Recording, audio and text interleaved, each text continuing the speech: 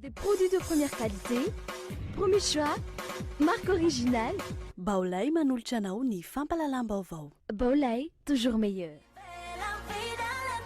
Portes, fenêtres, volets roulants, véranda, rideaux métalliques, tôle, vitres, soc à vitres, très sincèrement. Ny fampalalam-baovao iarahanao amin'ny soka vitre. Ity misy vaovao savony spesial aingam-piasa no sady mora mandroatra. Savony spesial manolotra ho anao ny fampalalam-baovao.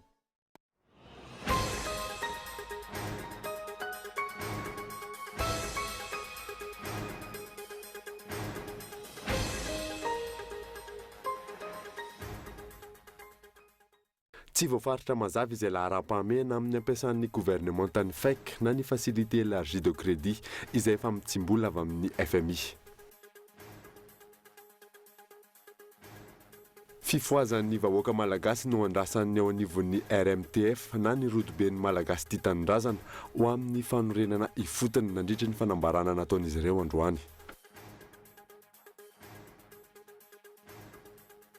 Tsy laharam-pahamehana eto amintsika ny secteur maritime, tsy misy ny politika mazava entina hampandrosoana izany ny fanjakana taorian'ny fanjavonan'ny orinasa misahana izany teto amintsika.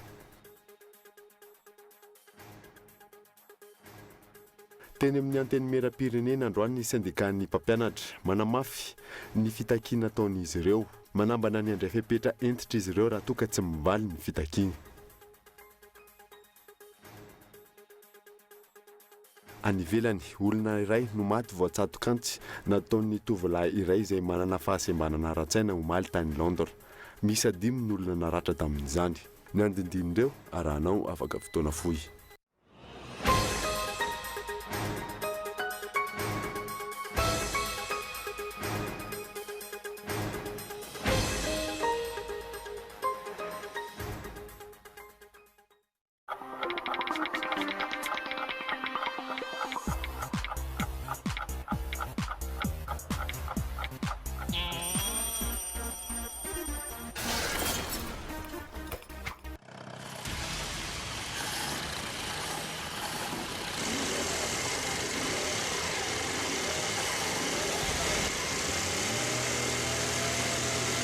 Votre moteur s'abîme trop vite? Changez de marque d'huile. Boss Lubricant, fabriqué à base d'un composé de dernière technologie sans cesse amélioré, qui protège votre moteur en l'aidant à résister efficacement à la pression et au frottement. Boss Lubricant, pour un moteur toujours plus résistant.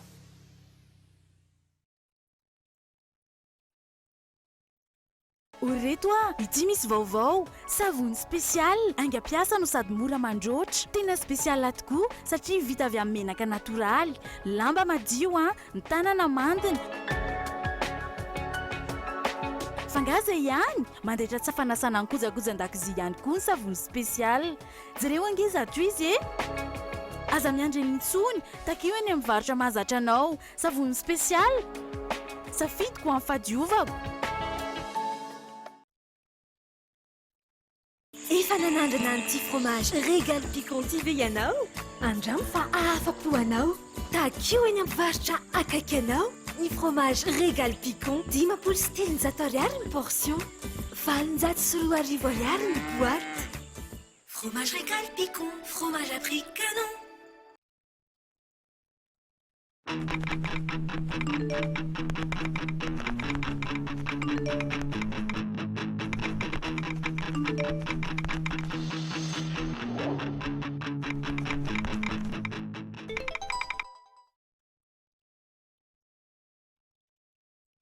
Quelle fourniture scolaire te donne plus de sensations et te motive à travailler? Des crayons robustes avec des mines résistantes, faciles à tailler et qui donnent de la couleur à ta vie. Des designs innovants avec des petits gadgets marrants qui vous font tourner la tête. Des matières ergonomiques et flexibles qui se plient à votre volonté. Des fournitures performantes et pratiques qui t'accompagnent tout au long de l'année. Maped, le leader mondial des fournitures scolaires. Maped est une marque déposée. Attention, contrefaçon. Maped.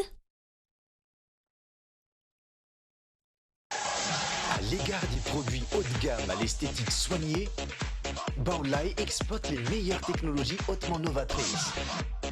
Le subwoofer JYO vous offrira une qualité sonore exceptionnelle.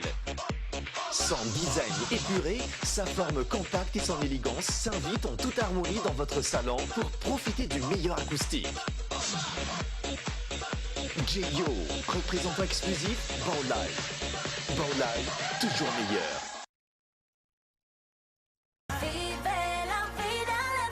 Portes, fenêtres, volets roulants, véranda, rideaux métalliques, tôles, vitres. Soca Vitre, fabricant poseur et spécialiste de pliage de tôles et bien d'autres, vous propose un large choix pour tous vos projets de construction ou de rénovation. Elle fabrique sur mesure toutes vos menuiseries alu à prix d'usine. Alors qu'attendez-vous? Venez nous voir à Andouta Pénac ou sur notre site internet. Soca Vitre, très sincèrement à votre service.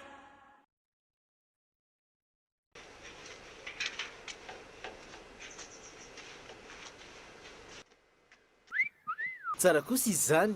Ino ny loko io azafady? Primokat io ramsa. Aiza no aza ahitana an'io?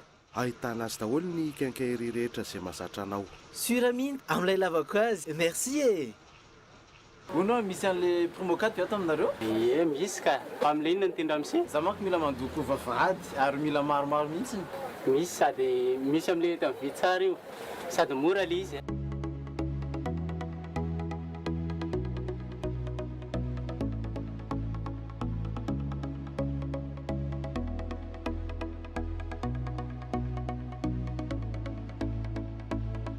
Miss peinture à locaux les Primo 4 hein.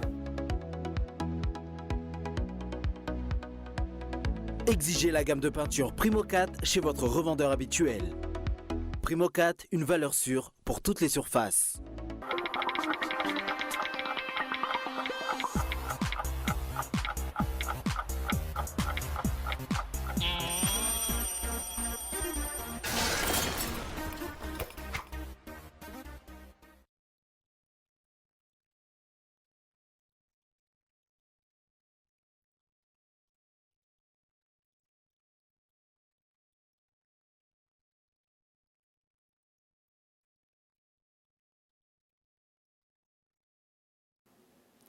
Miaraba anao ndray tonga soa eto amin'ny fampalalam-baovao ny Kolo TV izao alina izao manasanao ary anaraka izany hatramin'ny farany atsidika aminao aty ampiandohana fa manam-bahiny ny sampana fampalalam-baovao androany fa alohany andraisantsika ny vahiny dia jivo faritra mazava izay laharam-pahamehana amin'ny fanaovan'ny gouvernement tany FEC na ny facilité élargie de crédit izay efa mitsimbola avy amin'ny FMI fanadidina nataon'ny Fezoro Rafaly. Anisan'ny fepetra taky ny mpamatsy vola tao anatin'ny fanomezana ny FEC na ny facilité élargie de crédit ny mangarara amin'ny fitantanana ankapobeny eto amin'ny firenena. Ny fampiasam-bola, ny fitantanana orinasam-panjakana sy ny maro hafa. Ho an'ny famatsiam-bola amin'ny anton'ny ezaka toy ny FEC, anjara ny fanjakana malagasy no mamolavola tetika asa ahafahana mahazo ny ampahany amin'ny vola. Isaky ny enim-bola nanaovana ny fitsapana amin'ny ahazona ny ampahany manaraka. Tsy namala ny Praiministra androany raha nanontaniana mikasika ny famelena ny trosy io. Efa mandeha kosa ny famoaham-bola amin'izao fotoan'izao, saingy tsy ampy amin'ny fanatanterahana fodrafitrasa ny vola azo hoy ny Praiministra. Eo amin'izay famatsiam-bola izay ihany FEC dia tokoa ampy anatanterahana ny PND manao ihany koa resaka fampiasana ny vola isaky ny famerenana azy. Tsara be le fametrahanareo le fanontaniana. Efa nazavaiko bieny foana fa ny vola izay omeny tahirim-bola iraisam-pirenena dia fanokafana varavarany iny. Amin'izao fotoana izao dia efa misy sady ny ataoko hoe premier décaissement eo amin'ny 40 millions de dollars eo. Io premier décaissement io zany dia hozaraina roa zany. Ny anankiray zany dia miditra amin'ny kitapobola mpanjakana au titre de l'aide budgétaire. Io no ahafahantsika manao fotodrafitrasa ato anatiny mbola tsy ampy io. Ny ampahany anankiray eo amin'ny décaissement io zany dia makany any amin'ny banque centrale zany ahafahana mikarakara ny atao hoe balance de paiement satria ilaitsika koa zany amin'ny équilibre ny balance de paiement tsika zany. Raha ny fantatra ato anatin'ny folo taona no amerenana ity famatsiam-bola tamin'ny FMI ity farafahelany. Tsy fantatra izay fomba natanterahany na izay ho takalony. Ny fisokafan'ny lalam-bola fitrosana ny tena ireharehan'ny mpitondra ankehitriny. Manam-pirofo ny fatokisan'ny mpamatsy vola ny fitondrany zany ho iatrany izy ireo ka hiandrasana mpamatsy vola hafa indray na ny accord multilatéral. aoriany conférence des bailleurs izay tsy mbola voafaritra ny tety andro anatanterahana izany vao voafaritra izay ho lara-pamena amin'ny gouvernement amin'ny fampiasam-bola ho etrany ny premier ministre iandrasana mpamatsy vola avokoa arak'izany ny asan'ny fitondrana indrindra ny fanatanterahana ny PND nandrafitra fampandrosoana nasionaly izay mitaky vola hatramin'ny 2,707 tapitrisa dolara. Ary tsy ho ela zany dia misy natao hoe conférence des bailleurs na amin'io fotoana io zany no tena hamariparitany fitondram-panjakana malagasy hoe inona no tena lara-pamena eto amin'ny tany sy ny fanjakana be da be ireo lara-pamena ao anatin'ny fametrahana vodi-drafitra asa maharitra ao anatin'ny ady amin'ny tsy fandriampahalemana insécurité ao anatin'izany fanamboarana lalina sinsisa ka amin'io fotoana io dia fotoana anankiray izay ahafahan'ireo mpamatsy vola manampy atsika arakaraky ny filana izay atolotra atsika azy ireo zany mandritra ny conférence des bailleurs. Ankoatr'izay fantatra ihany koa fa tsy aleo tena amin'ny fitantanana ny feka ny mpitondra ka hanapaka samirery ny tetika asa ho tanterahana na izay toerana isitraka izany. Isan'ny asy-panovana ihany koa araka ny tsindry ny mpamatsy vola, ny rafi-pitsarana sy ny rafi-pitantanana. Ampiarina ihany koa ny vidiny tena izy amin'ny vidin-jiro. Raha tsy aivo ny vola mandinina ny 700 tapitrisa dolara ny trosa azon'ny Madagasikara amin'ny alalan'ny FEC avy amin'ny FMI. 570 tapitrisa dolara ny ampahany voalohany efa azo izay andrasana ny fampiasana azy aloha ny azonana ny manaraka na tsy. Horesahana bebe kokoa ao anatin'ny fandarana ankitsy-po rahampitso amin'ny sivura sasany alina mikasika ny famatsim-bola amin'ny ankapobeny sy ny facilité élargie de crédit na ny FEC. Vondrikery hafa indray no naneho ny hevitra ny mahakasika ny raharaham-pirenena amin'izao fotoana izao fifoazan'ny vahoaka malagasy no andrasany eo anivon'ny RMTF na ny rodoben'ny malagasy tia tanindrazana amin'ny fanorenana ifotony mandritra ny fanambarana nataon'izy ireo androany. Mikael Namalola. Fanambarana nataon'ny atoko politika sy vondrikery samihafa mikasika ny raharaham-pirenena naneho ny heviny ihany koa ny vondrikery RMTF androany. Tsy misitraka ny arena misy eto amin'ny firenena ny vahoaka malagasy. Miamahantra ihany koa no fanararotana nataon'ny olomby tsy mahitahita. Rafitra sy fitondrana nandritra ny fanjanahantany no mbola tohizana hatramin'izao. Ireo rafitinina ny fanambarana nataon'ny RMTF na ny rodoben'ny malagasy tia tanindrazana ho an'ny fanorenana ifotony. Tsy misy ny fahalalana ary efa miantra ny jadona araka ny fanambaran'izy ireo. Potika ny firenena amin'ny fivarotana tanindrazana ataon'ny mpitondra. Amidy daholo na ny tany na ny orinasam-panjakana ary omena alalana ny vahiny hitrandraka tsy ara-drariny ny haren'ny malagasy. Ny fifidianana izay natao dia feno halatra, fitaka, faneriterena, maloto, tsy mangarahara, izay manambola sy manam-pahefana ihany no mandresy. Manjaka ny jadona sy famoretana raha vao mihetsika ny vahoaka, voageja ny fahafahana sy ny fahalalana ary ny zom-pirenena tsirairay. Voateritery ny fahafahana miteny sy maneho hevitra. Ny vahoaka ny tompon'ny mpitondra ho iatrany izy ireo. Tokony apetraka ny rafitra vaovao izay mifanaraka amin'ny soatoavana malagasy, mitsinjo ny sosialim-bahoaka sy ny zoma olona. Tokony hisy ny fampandrosoana ny firenena izay tsy mitanila amin'ny olombitsy. Politika vaovao ny tokony apetraka fa tsy ny politika ny paosy efa nisy hatr'izay. Fa zahay aloha dia efa mba mahafantatra hoe ahoana ary ny amivana le fanaovana politika. Maro anatin'izany ny fepetra samihafa ohatra hoe rehefa mba hanao politika zany zao dia tsy maintsy mba misy idéologia, dia mba misy politika, dia misy programme hafa ndraiky io le hoe fomba fitondran-tena politika. Izay koa zany tsy maintsy raisy nangalana lesona amin'ny teo aloha ary vany mba ho atokisa ny vahoaka amin'izay fa hoe tena ho an'le tombotsoa ny vahoaka marina no hamozy ny tena ary voalaza tato hoe anopo vahoaka fa tsy tompony vahoaka. Araka izany, lalàna mifanaraka amin'ny rehetra ny tokony ampiarina. Isan'izany ny momba ny vola, ny fitrandrahana ny arenan-kibon'ny tany, ny angovo, ny serasera ary ny lalam-pifidianana. Maro ny efa nisintona lakilosy amin'ny toetra raha misy eto amin'ny firenena, saingy mahatsapa hatrany ny rehetra fa tsy misy miaino amin'izay antso atao. Mbola misy ny teboka maro mila ezaka amin'ny resaka fiarovam-pirenena raha nambaran'ny ministry ny fiarovam-pirenena androany. Isan'izany ny resaka asandahalo, ny resaka fampiroroana ary ny fiarovana ny sisitany. Zo Rakotondrina. Mbola maro ny ezaka mila atao amin'ny fiarovam-pirenena raha ny zava-misy amin'izao fotoana izao. Ankoatra ny fanofanana izay tokony mbola omenany eo anivon'ny tafika malagasy, mbola olana sedraina ihany koa ny resaka tsy fampiana ara-pitaovana. Isan'ny olana lehibe mbola sedraina eto amintsika ohatra ny resaka asandahalo izay mbola tena iasan'ny tafika sy ny eo anivon'ny zandarmariam-pirenena. Raha mbola maivaiva eto amin'ny firenena ihany koa ny fanapoahana bomba teny Mahamasina tamin'ny 24 ny volana Jona farany teo. Ireo ohatra eto no mibahan-toerana amin'ny asan'izy ireo raha ny fanazavan'ny ministry ny fiarovam-pirenena. Mitovy ny famotorany dia misy ny fiaraha-miasa ny polisy-pirenena sy ny zandarmeriam-pirenena sy ireo manam-pahaizana amin'ny vanja eo anivon'ny tafika malagasy mifanampy. Ty hoe ry eto dia efa ampahafantariko antsika sahady fa raha ny fiaraha-miasan'ny zandarmeria-pirenena sy ny tafika malagasy zany zao dia miaentitra ary tsisy mandeha rery zahay zao rehefa matanteraka iraka amin'ny herinandro ambony io dia hidina amin'iny faritra Orombe sy faritra Tsimondrefaniny zahay dia anamafy ny hetsika ady amin'ny dahalo amin'ny distrikany Beroroha sy Akazoaba izay namizantsika aina piraitan'ny razana ohatran'ny 30. Amin'izay resaka ara-miaramila izay, isan'ny manampibetsaka ny Madagasikara amin'ny firenena Amerikanina. Efa misy ny fandrafetana politika amin'izay resaka fiarovam-pirenena izay, ary tafiditra ao anatin'izany ny fametrahana ilay rafitra HCDN na ny Haut Conseil pour la Défense Nationale. Efa andalana ny fametrahana izany raha nambarany. Ny HCDN dia efa ireny hitantsika tamin'ny gazety Maly ireny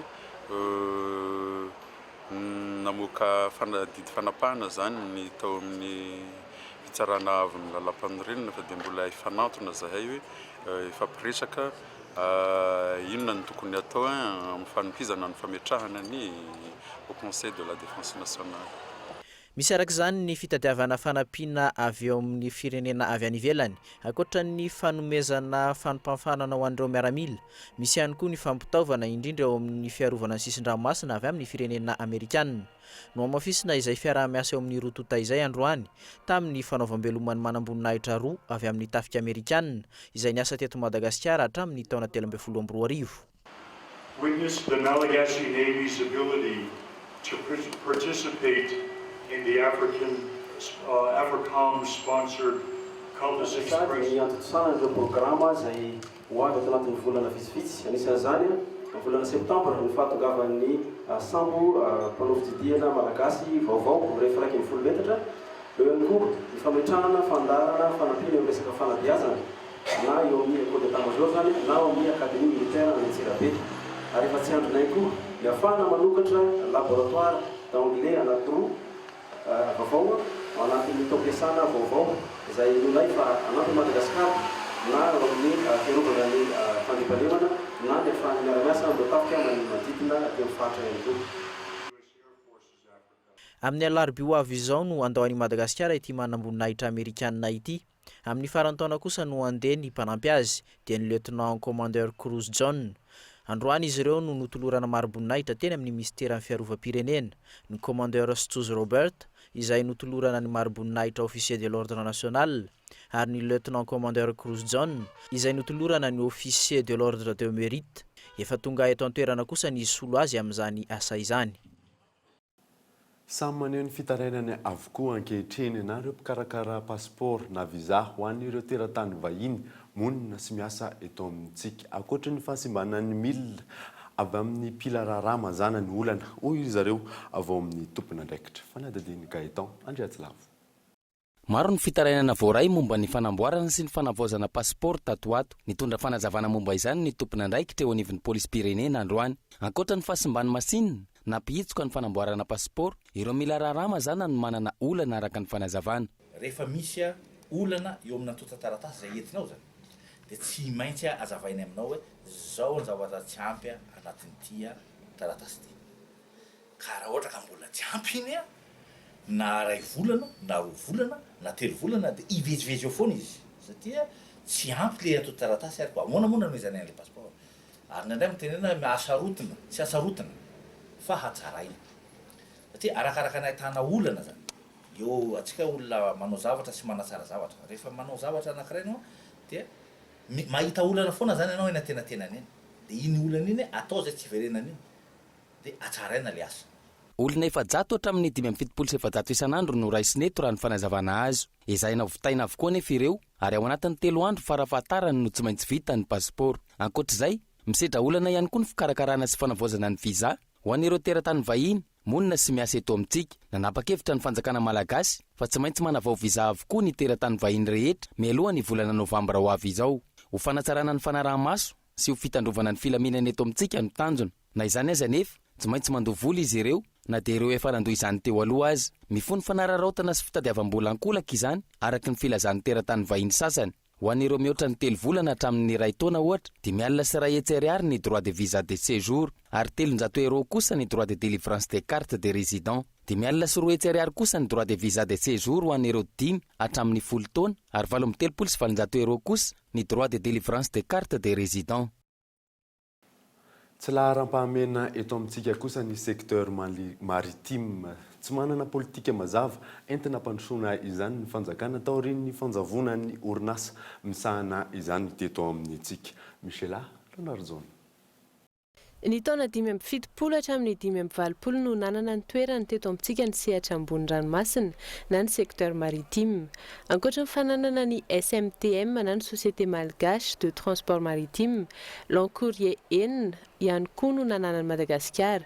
Teo ihany koa ny CMN na ny Compagnie Malgache de Navigation izay nivelatra hatrany Afrika Atsimo sy Mozambique. Nanomboka teo amin'ny taona 580 tsy nisy resaka intsony ity sehatra ity. Raha ny fanazavana ny paitoekareny iray, raha ny zava-misy ankehitriny, tsy laharam-pahamehana eto amintsika ny secteur maritime, tsy manana politika mazava entina mpandrosoana izany ny fanjakana.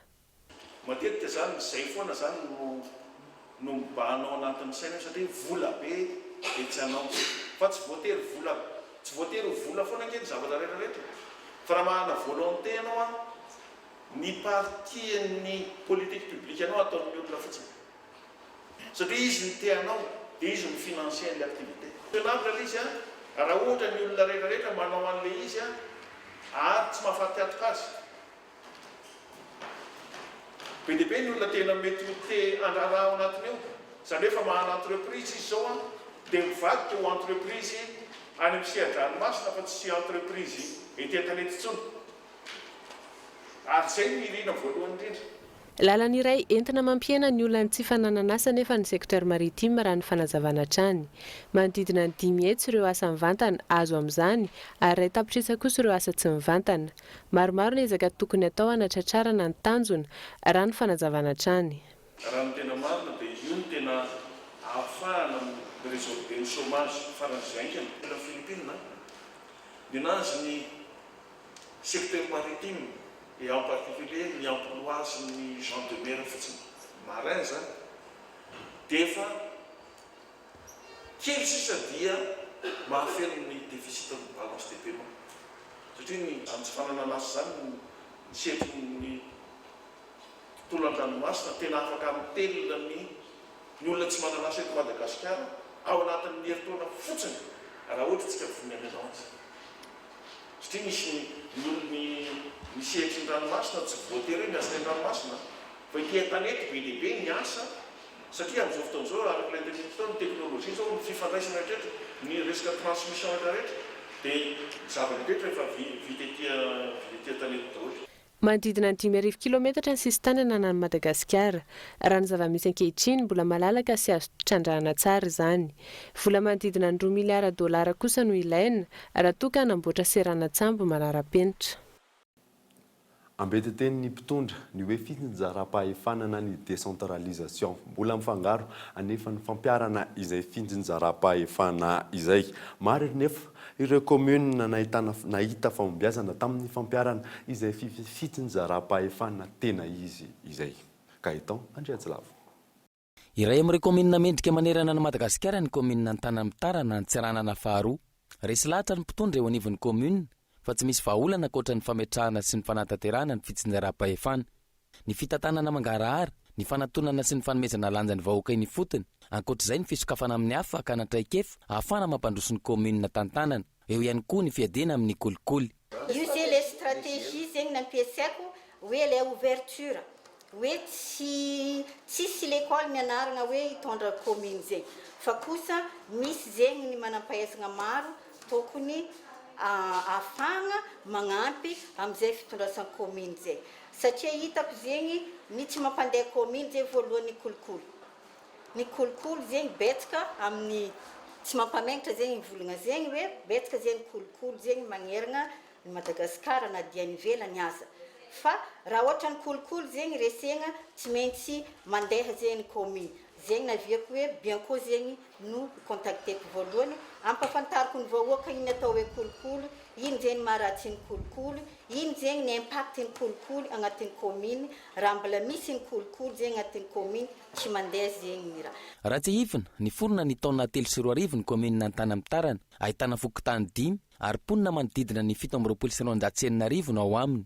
misy EPP 4 CSP2 iray CEG iray lycée iray fotodrafitrasa maro samihafa ao aminy atyzay ambony ary tsy latsaky ny 500 ny tahany fandoavan-ketra ao amin'ity commune ity ny taona 3 ohatra nahatratra 3 faingo 5 izany isan'ireo paikady natrehana nahatratrarana io taha io ny fanatsarana ny tolotra omenan'ny vahoaka toy ny fametrahana standard de service fandaminana ny fomba fiasa fampihofanana isaky ny service fanetanana sy fanetsehana ny vahoaka fanatsarana ny fomba fandraisana ny vahoaka amin'ny raha ilaina ao amin'ny commune eo ihany koa ny fiaramiasa amin'ireo mpamatsy vola sy mpiara-miombonantoka agnatin'izay koa misy les services techniques déconcentrés ireo zay afaka manolo hevitry amin'ny fampandrosoana rehetra agnatin'ny commune satria ny vahoaka dia mihegny agnatin'ny lalana mihegny agnatin'ny rano fisotro madio mihegny agnatin'ny fampianarana mihegny agnatin'ny fambolena ny fiompiana ke misy aby ny sampandraraha rehetra mikasiky zegny manampahaizana mikasiky zegny agnatin'ny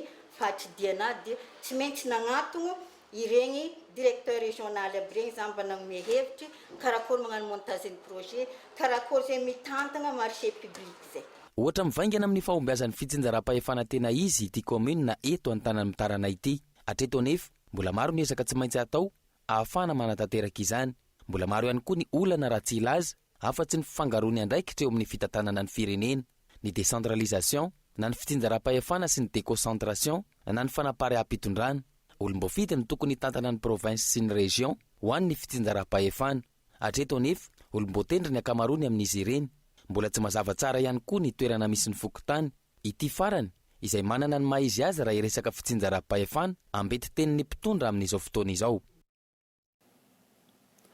nahiditra amponja omalmo i Alain Ramarson raha mpianakaviana no natonga izany notoriany fianakaviana izy no ny resaka osika fisandohana nataony momba ny tany mpianakaviana ka natonga izao fisamborana izao lafombavao hafa tanteraka kosa dia lafombavao resaka ny fampianarana manoloana ny fankarotanana nisy tamin'ny lazadina baccalauréat dia namaly izany ministra fa ninina natao ireny fa efa samy lamina ny baccalauréat sy ny fikarakarana izany efa nisy ny lamina napetraka mba hanatsarana ny fanadinana baccalauréat mijanona amin'izay tontolon'ny fianarana izay ihany isika teny amin'ny anteny miram-pirenena androany syndicat ny mpampianatra mamerina ny manamafy ny fitakiana nataon'izy ireo ary manambana itokony izy ireo raha toa tsy mivaly izay fitakiny izay mianta randrianay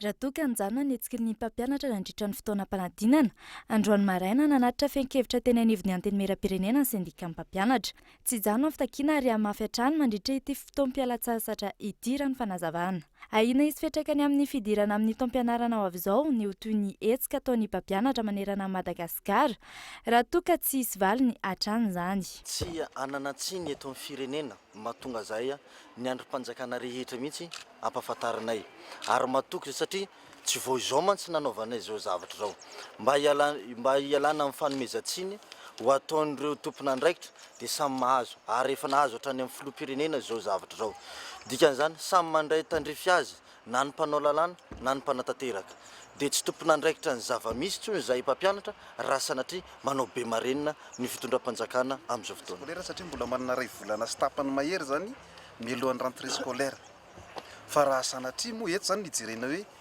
iza ny manana fo tsara entina mampandroso an'ity sehatry ny fampianarana ity zahay tsy nanao blocage ny examen ve tsy ny bloqué ny examen ve sa zay tsy mamaly ny fangatahana eo anatin'izao vakansa izao ka raha sanatria kosa ny angamba tsy misy ny fijerena dia tsy maintsy handray fanapahan-kevitra zay mialohan'ny fidirana ary tsy eto Antananarivo fa manerana ny Madagasikara.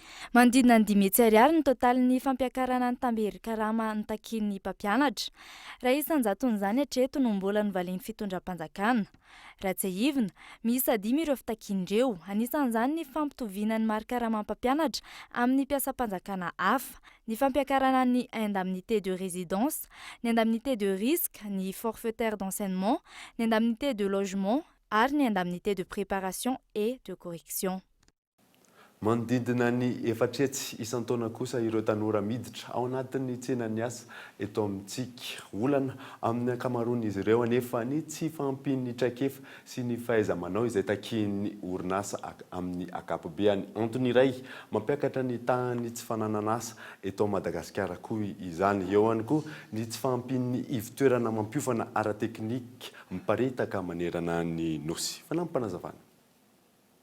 Ary fomba fanao ihany koa hoe mbola any anatin'ny lycée na any anatin'ny centre de formation eky izy dia efa makany amin'ny zay ny atao hoe apprentissage des métiers na manao stage io na manao formation continue dia sady ato ampianarana izy manao alternance sady makato izy no makary amin'ny entreprise privée any amin'ireny dia zay koa zany anisany ho tapahana androany daholo hoe ahoana no anatsarana bebe koa zany hoe mitanjona zany dia ny tanora rehetra na reo mbola any ampianarana na reo efa mitsokan-daharana fa raha voahofantsika daholo ireo dia voantoka ny fampandrosoana ny firenena. Araka ny fanambara teny am-piandohana dia manambahiny ny sampana fahalaam-baovao izao alina izao tsy izy zany fa raha Zafindranaïvo Hervé talehan'ny serasera ao amin'ny iskama miarabanao tonga soa. Miarabanao, miarabantsika any amin'ny tokantrano ihany koa. Fanontaniana voalohany napetrako aminao dia hoe nanahoana ny akoho ny fifananana andiany voalohany tamin'ny ilay master design et innovation izay sampana ao aminareo amin'ny iskama ao. Ivirena kely sao dia misy tsy mahafantatra ilay izy, misy sampana mpampianarana vaovao amin'ny iskama master design et innovation ilay izy. Zany hoe izy io zany natokana ho an'ny olona manana baka miampy telo dia araka izany anarana zany dia ny fanana indrindra ho amin'ny asan'ny asa-pamoronana ny design zany sy ny asa-panavaozana innovation ilay izy.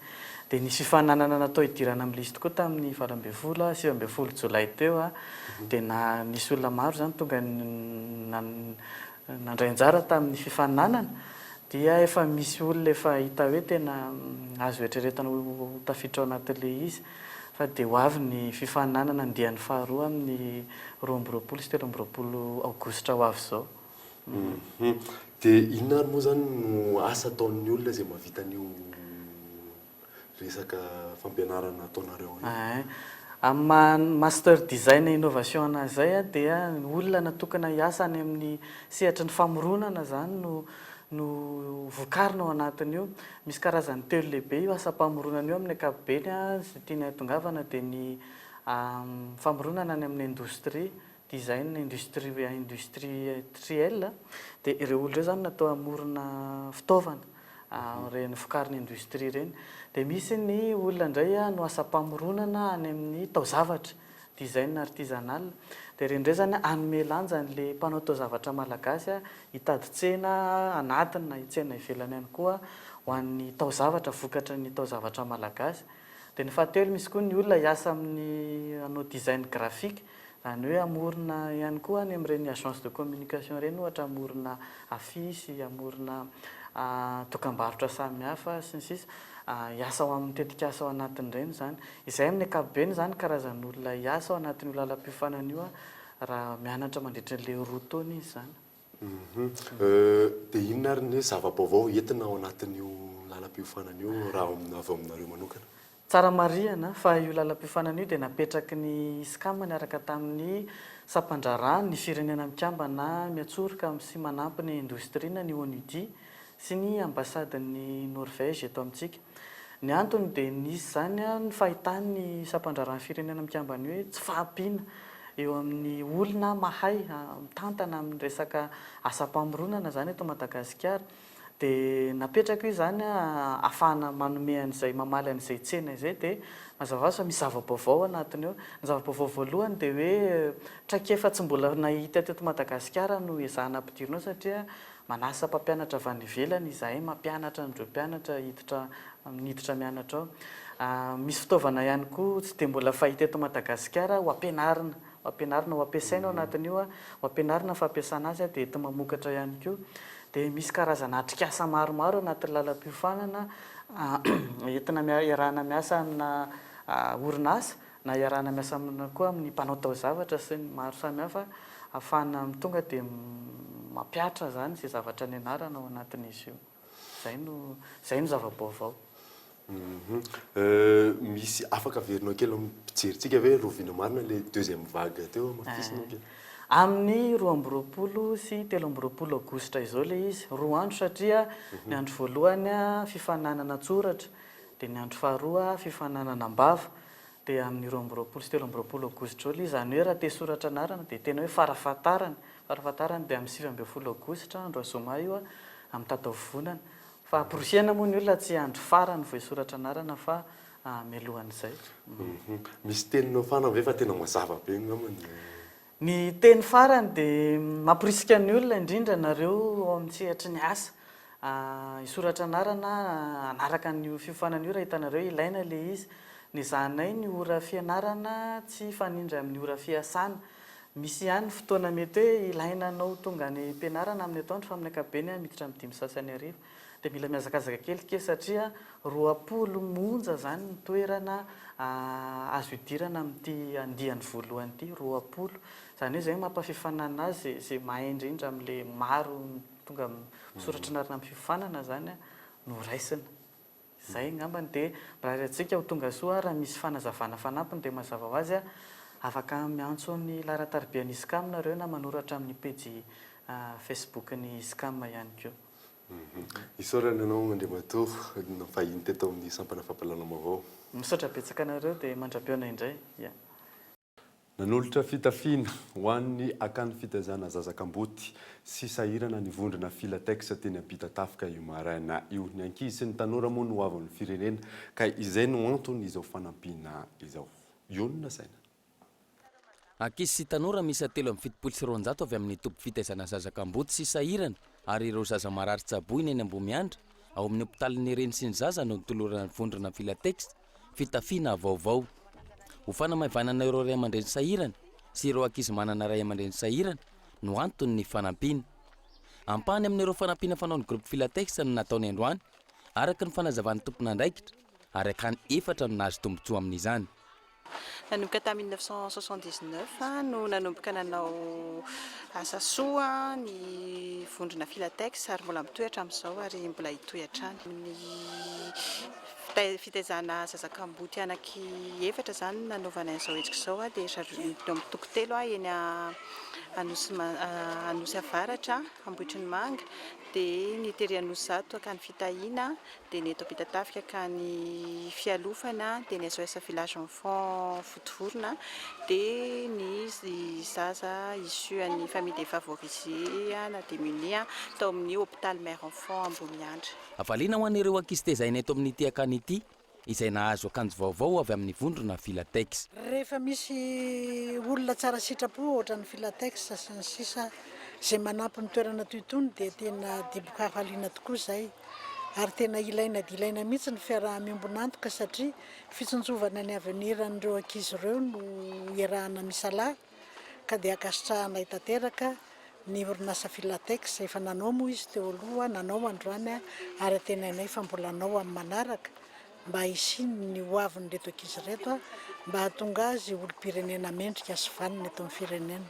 Valibetsaka efa nahazo akanjo vaovao tany Filatex dia misaotra tompoko. Misaotra betsaka Filatex fa nahazo akanjo vaovao zay. Akanjo 3 isaky ny ankizy no nitoloran'ny vondrona Filatex tetsy amin'ny akany fialofana tamin'ny tian'io ity. Akanjo izay misy ny saranga taonan'ireo ankizy. Raha ny nambaran'ny tompon'andraikitra itoy ny asa fanampiana ho an'ireo ankizy sahirana iarahana amin'ny vondrona Filatex. Janona amin'izay tontolon'ny Zazakamboty izay hatrany isika dia tanora iray tazaina eny amin'ireny akany fitaizana Zazakamboty ireny Hermanina 12 taona izy amin'izao ary 12 taona izy niaina tao anatin'ny io akany io. Olana no ety manana no tsy nahafahan'ny reny nampianatra azy teny amin'ny sekoly toy ny zaza rehetra. Fanatadiana Iona Sainatrano. ay amin'ireo ankizy 20 tezaina ato amin'ny ty akany ity Hermanina ao amin'ny akany ipetrahany mikarakara sakafo sy mandamina ny trano ipetrahan'ny lehilahy no anjara ndraikiny rehefa tsy mianatra tahaka ireo tanora hafa miara-tazaina ato amin'ny ty akany ity fahasahiranany ray aman-dreny no antony nifindrany tao amin'ny akany ho azy anefa na eo aza ny fahasahiranana manana ny tanjony tiany tratrariny izy amin'ny fiainana. Izaho tonga tato amin'ny centre tamin'ny taona 2004 raha maty ny dadako tamin'ny 3 dia za zany mazava ho azy tokamboty iray mbola velona ny mamako dia rehefa nandeha teny moa fotoana dia tsy vitan'ny ray aman-drenay izay dia naterina tato amin'ny centre isaka fianarana raha tsy tato amin'ny centre dia mety tsy lehibe ohatran'izao fotsiny tsy nianatra lasa ohatran'ny hoe mpandinditany zany dia zavatra hisoroka an'Andriamanitra ny fitsin'ity centre ity ray. Rehefa vita ny anjara rarahany ao amin'ny akany milalao baolina ny fialamboliny amin'ny andro tsy fianarana. Za deuxième année amin'ny informatique de gestion amin'ny université privée eto Antananarivo dia mieritreritra manao an'ireny resaka programmation reny na réseau na resaka mombana amin'ny monde informatique zany mifoa dia manao trano manadio tokotany manondraka an'ireto zaridaina hitantsika eto amin'ny sisiny eto reto dia zay angambany dia avy eo miomana amin'ny sasa dia mandeha mianatra eo arakaraka ny lera idirana any am-pianarana ohatra hoe miditra amin'ny 7 dia amin'ny 9 mangetỳ trano miditra amin'ny 8 dia zany hoe mandroso adiny iray foana trano zany ny fandehanana dia tonga eto trano iray rehefa hariva zany hoe mandeha makany am-pianarana zany dia any am-pianarana any dia any misakafo tonga eto trano iray rehefa hariva zany hoe ohatran'ny fiainagaviana mihitsy zany toerana ato amin'ny centre Tangaina mandeha makany dia ato ny trano ohatran'ny tonga ato amin'ny ray aman-dreny ohatrohatr'izay. 12 taona ny iainany teto amin'ity akany ity nandray an-tanana azy ity 12 taona izy ankehitriny ary mbola miaina amin'io akany io fifanampiana eo amin'ny samy ankizy taizana ao amin'ny akany no iainana isan'andro ho an'ireto tanora miarambe aziny ireto. Olana goavana mahatonga ny tsy fanjarian-tsakafo eto Madagasikara ny tsy fananana rano fisotro madio manodidina ny 17 ny zaza latsaky ny 5 taona voakasika ny tsy fanjarian-tsakafo eto amintsika ankehitriny tsy ampy ny famatsim-bola ahafahana ampiena izay tahan'ny tsy fanjarian-tsakafo izay ary tokony andray andraikitra ny tompony andraiky mpanjakana fanadidiny mianta Randrianaivo. Avy amin'ny tsy fahazoana rano fisotro madio ny 10 isanjato ny mahatonga ny tsy fanjarian-tsakafo eto Madagasikara. 7 isanjato ny zaza eto amintsika no tratra ny tsy fanjarian-tsakafo raha ny tatitra farany. Anisan'ny sehatra mahatonga izany ny tsy fahampiany rano fisotro madio, fanadiovana ary fidiovana. Manodidina ny 7 isanjato ny malagasy hatreto no tsy mahazo rano fisotro madio.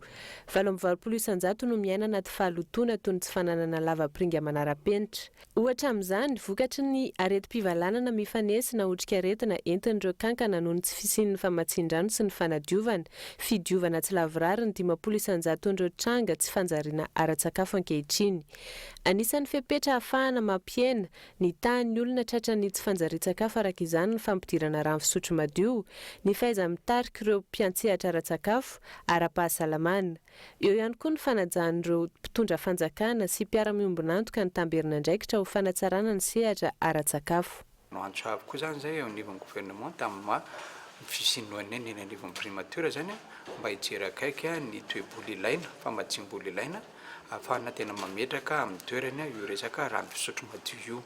Ka noho anena zany efa anatin'ny paikadiny dia efa mametraka teti-bola amin'ny filana dia anao fampirarana ny gouvernement indray manao fampirarana ny mpamatsy vola mba tena fahatsika tena miaina ao anatin'ny atao hoe fisian'ny rano fisotro madio satria araka ny nazavaina teo hoe na maro ara ny ezaky ny hafa ny fiaraha-miasa amin'ny hoe fisian'ny sakafo eny toerana ahafahan'ny olona mihinana fa ahafahan'ny olona mividy fa rehefa tsy ao ny rano dia atsika efa lany vola amin'ny fitsaboana amin'ny areti-pivalanana sy ny rehetra. Raha ny zava-misy amin'izao fotoana izao, tsy ampy ny famatsim-bola azon'ny Madagasikara hiadiana amin'ny tsy fanjarian-tsakafo amin'ny alalan'ny paikady maro samihafa ahafahana mahazo rano fisotro madio, fidiovana ary fanadiovana. Raha toa ka $400 no ilaina isan-taona ahatrarana ny tanjona ny taona 34 tsy misy afa-tsy ampafolo ny famatsiana ny mbola misy ankehitriny. Ilaina araka izany ny fametrahana teti-bola ampy hanatanterahana izany. Antsoavo apetraka amin'ny fitondram-panjakana dia ny fametrahana teti-bola ampy ho an'ny sehatra ny rano fisotro madio, fanadiovana sy fidiovana dia ny fametrahana ihany koa ireo paikady sy fandaranasa matotra afahantsika miantoka fa ny faritra rehetra ny distrika rehetra ny commune rehetra eto Madagasikara dia tsisy zanak'ala hafa rehefa apetraka ilay vina hoe mahazo rano fisotro madio fanadiovana sy fidiovana avokoa malagasy rehetra. Ny tena mila atao maika dia ny fametrahana paikady izay iarahany sehatra rehetra mba hametrahana amin'ny toerana ny sehatra ny rano fisotro madio fanadiovana sy fidiovana izay sehatra isan'ny zava-dehibe amin'ny resaka fanjarin-tsakafo. Raha tsy ahevina tafiditra ao anatin'ny firenena 20 tratran'ny tsy fanjarian-tsakafo Madagasikara, anisany atao anatin'ny hetsika tafainga tomady ny fiadiana amin'izany. Misy ihany koa ny hetsika ataon'ny tompon'andraikitra maro mandritra ity lalao olimpika any Rio ity. Vaovao iraisam-pirenena kosa dia olona iray no maty vokatry ny tsantokantsy nataona tovolahy iray 7 taona izay manana fahasembanana ara-tsaina ary efa voasambotry ny mpitandron'ny filaminana omaly tany Londres. Misy 5 no olona naratra nandritra ity tranga ity. Fanadadiana eo amin'ny sarin'ny France 24. Nitrangana famonoan'olona amin'ny alalan'ny tsantokantsy indray omaly tany Londres. Olona iray no maty tao anatin'izany ary misy 5 ireo naratra raha nitatitra farany. Zaridaina iray izay misokatra ho an'ny rehetra tany Londres, omaly alina no nisehony loza. Tao aorianan'ny fanadihadiana no fantatra fa tovolahy manana fahasembanana ilaina vandoza. Tsy mbola misy ny fifandraisan'ity tranga ity amin'ny asa fampirorohana ary mbola mitohy ny fanadihadiana hatramin'izao. Mailo hatrany tompon'andraikitra manoloana amin'ny fanafihan'ny fanjakana islamika tato ato manerana ny Europa. Nanaparitaka polisy misy 100 ny tompon'andraikitra anamafisana ny fandriam-palema ny adina amin'ny asa fampirorohana izay. Raha tsy ivana nisehona tranga toy izao hatrany tany Londres ny volana Desambra 2024 izay nahafatesan'olona 3. Anisan'ny fanafiana goavana indrindra niseho tany Londres ny fanafiana ny fafito ny volana Jolay 2024 izay nahafatesan'olona 220. Fanafiana ny fanesy izay nahitana mpanao viverniainy teny anivon'ny fiara fitaterana maromaro tany toerana.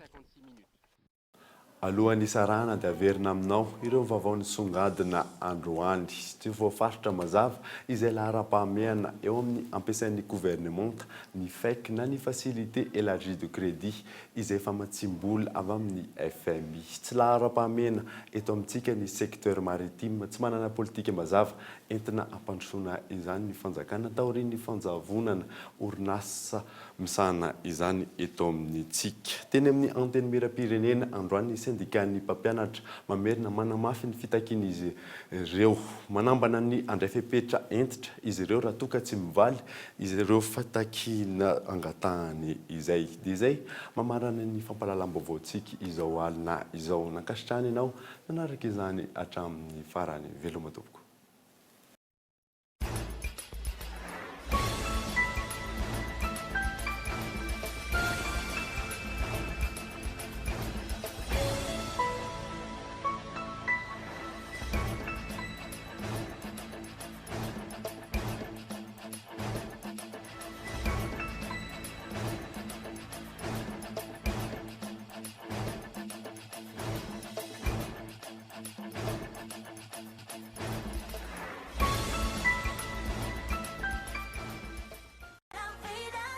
Porte, fenêtre, volets roulants, véranda, rideaux métalliques, tôle, vitres, soc à vitres, trisse en serment. Ny fampahalalam-baovao niarahanao tamin'ny soc à vitres.